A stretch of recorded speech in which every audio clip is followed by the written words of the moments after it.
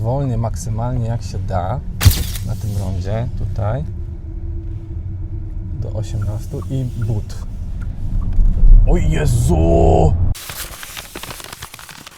Witajcie na kanale FO Mobilni. Dziś zapraszam Was na coś wyjątkowego. Auto, które wyróżnia się nie tylko wyglądem, lecz także technologią i ambicją. To Zeekr 001, chiński elektryk, który zaskakuje pod każdym względem. Zeekr nie jest jeszcze zbyt popularny w Polsce, ale jest częścią ogromnej rodziny motoryzacyjnej. To jedna z marek należących do koncernu Geely, tej samej grupy, w której w skład wchodzi m.in. Polestar, Lynxio, a nawet dawniej brytyjski Lotus. Konstrukcyjnie Zeekr 001 opiera się na modularnej platformie SEA, tej samej, która stanowi fundament dla wielu elektrycznych projektów w portfolio Geely, m.in. Polestara 4. A teraz przejdźmy do konkretów. Wersja, którą miałem okazję testować, to wariant z napędem na wszystkie 4 koła z 2 silnikami, jednym z przodu i drugim z tyłu. Generują łączną moc o około 536 koni mechanicznych. Dzięki temu sprint do setki zajmuje 3,8 sekundy. Dla porównania wersja z napędem na tylnią oś i jednym silnikiem spokojnie osiąga pierwszą setkę w około 7,2 sekundy, oferując mniej mocy, ale też prostszą konstrukcję. Co istotne, Zeekr deklaruje baterię o pojemności 100 kWh oraz system ładowania prądem stałym o mocy do 200 kW, który pozwala na uzupełnienie energii od 10 do 80% w mniej więcej około 30 minut. Zasięg około 650 km WLTP. I właśnie dlatego chcę Wam pokazać, jak Zeekr 001 sprawuje się naprawdę nie w laboratorium, lecz na drodze w codziennych sytuacjach i podczas testów, gdzie sprawdzimy nie tylko przyspieszenie, ale także komfort, użyteczność i wrażenia z prowadzenia. Zapraszam.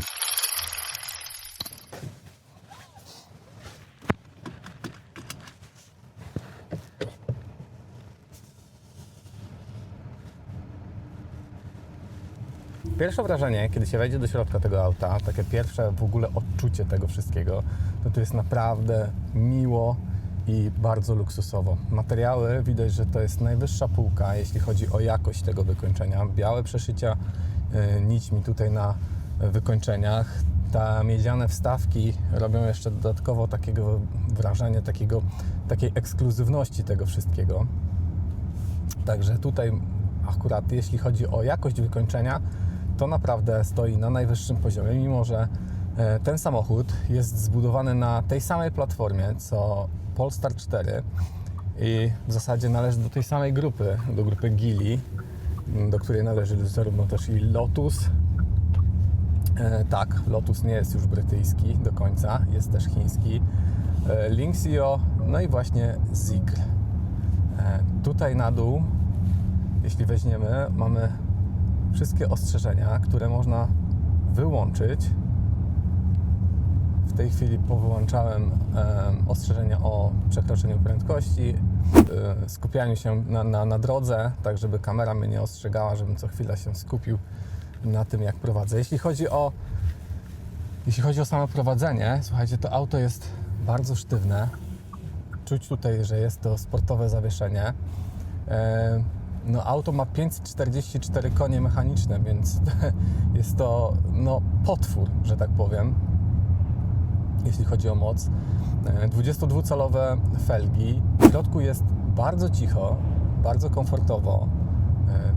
Mimo tak dużych opon powinny one produkować i generować sporo hałasu, mimo to tu jest naprawdę cicho.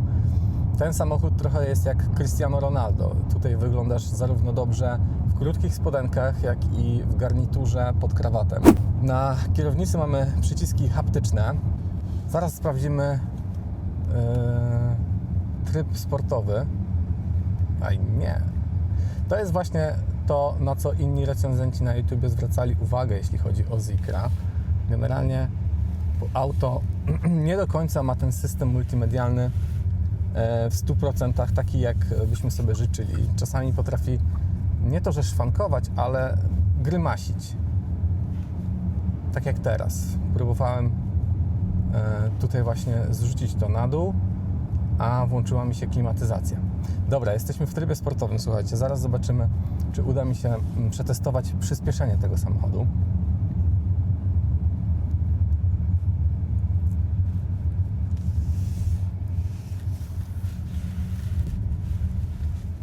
Auto reaguje na każde lekkie nadepnięcie gazu. Oczywiście zawieszenie jest pneumatyczne, w tej chwili jest utwardzone, auto się prowadzi naprawdę sztywne, wygląda, czuć jakby było przyklejone wręcz do drogi. I teraz zwolnię maksymalnie jak się da na tym rondzie, tutaj do 18 i but. O Jezu! Ja pierdzielę! Słuchajcie, to 544 konie, słuchajcie, to jest niesamowite. Niesamowite, ten samochód ma 3,8 sekundy do setki. To jest po prostu wyrwał z butów. Spróbuję jeszcze raz włączyć asystenta jazdy. Coś mi tutaj nie wychodzi. Na razie włączam tylko pomoc przy prędkości, a sam asystent nie chce się włączyć. Nie. Słuchajcie, nie wiem dlaczego. Teraz deaktywowałem pomoc przy utrzymywaniu prędkości. To jest zwykły, standardowy tempomat, ale dlaczego nie chce mi się włączyć asystent jazdy? Tego nie wiem. Nie mam pojęcia. Tu można sobie jeszcze dodatkowo obniżyć bądź podwyższyć zawieszenie. Nie wiem, czy widać. Tutaj można sobie sterować. Oczywiście auto jest wyposażone we wszystko, co jest możliwe. Czyli masaż, wentylacja, no wszystko, czego sobie zażyczycie, to jest w tym samochodzie. Także jest to full, że tak powiem, pakiet. W zasadzie niczego tu nie brakuje. Niczego. Zikr oferuje baterię 100 kW. Niestety zużycie tej baterii, czy też zużycie energii w tym samochodzie jest dość duże, bo oscyluje w tej chwili, mi pokazuje, że to jest 22 kW na 100 km, więc jest to sporo, muszę przyznać. Ale auto też jest ciężkie, bo waży niecałe. No jest to kawał samochodu. Jest to kawał naprawdę dużego, ogromnego samochodu i to czuć. Jak się jedzie tym samochodem, czuć, że jedziesz dużym autem, które no musisz do niego mieć jakiś tam szacunek. Sami jedziesz samochodem i wydaje Ci się, że samochód jest lekki, zwinny, sprawny i czujesz, że go masz pod kontrolą. Tutaj oczywiście czujesz, że masz ten samochód pod kontrolą jak najbardziej. Chodzi tylko o to, że on wymaga takiego respektu, takiego szacunku, że jedziesz strasznie dużym autem i wymaga to takiego jakby skupienia takiego na jeździe. Chociaż auto na zakrętach trzyma się fenomenalnie. Zawieszenie jest naprawdę bardzo dobrze zestrojone. Jest sztywne, twarde. W ogóle nie czuć, żeby bujało w jakiś sposób na boki. Mimo to wszystko, że ono jest takie usztywnione, jest bardzo komfortowe. Nie. I uważam, że zawieszenie... Przepraszam. Uważam, że zawieszenie to jest jedna z lepszych rzeczy w tym samochodzie. No, auto jest niesamowite, jeśli chodzi zarówno o wyposażenie tego wnętrza, poczucie estetyki, komfort jazdy, zawieszenie, jak i responsywność układu kierowniczego. No, układ kierowniczy jest lekko sztywny, nie reaguje na boki od razu z jakąś agresją. Kierownica sama w sobie też trzeba włożyć nieco lekko siły, żeby ją skręcić. Także tutaj układ kierowniczy i zawieszenie to jest chyba największy atut tego samochodu, no oprócz abstrahując od mocy, którą dysponuje ten samochód i przyspieszeniem na poziomie 3,8 sekundy do setki. To jest naprawdę niesamowite, jak to auto szybko przyspiesza do 100 km. No, nieczęsto zdarza mi się jeździć takimi samochodami z tak dużą mocą i z tak dużym komfortem, bo tutaj no myślę, że spokojnie, słuchajcie, mógłby konkurować Porsche, bo mówimy tutaj o samochodzie, który kosztuje około 55 000 euro, czyli jest dużo tańszy niż Porsche, a dostajemy podobne wykończenie wnętrza i podobne parametry.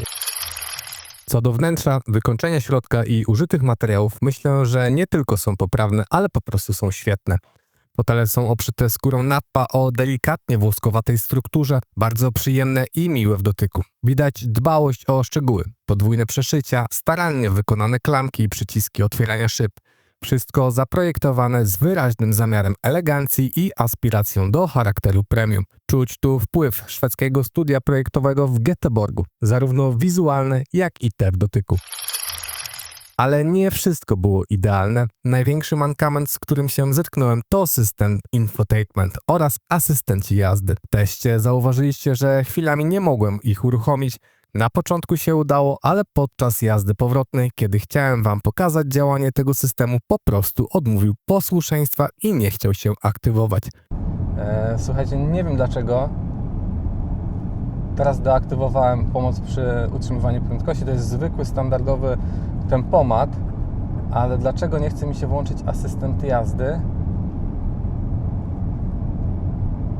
Tego nie wiem. Z moich poszukiwań wynika, że nie jestem w tym jedynym. Niektórzy użytkownicy i recenzenci zgłaszali podobne psikusy oprogramowania. Producent jednak reaguje i w nowszych wersjach poprawiono te elementy i wprowadzono aktualizacje systemu, które mają wyeliminować ten problem. Moja ogólna ocena 7 na 10, biorąc pod uwagę styl, jakość wykonania i jedną dość istotną niedoskonałość systemu. Bardzo żałuję, że nie miałem okazji spędzić z tym autem więcej czasu, żeby pokazać Wam je jeszcze dokładniej. Dlatego na koniec przepraszam za jakość tego materiału i dostarczonego kontentu. Mam nadzieję, że kolejne recenzje będą jeszcze bardziej wnikliwe i ciekawsze w odbiorze. Dzięki, że obejrzałeś ten odcinek do końca, drogi widzu, i do zobaczenia w kolejnym materiale.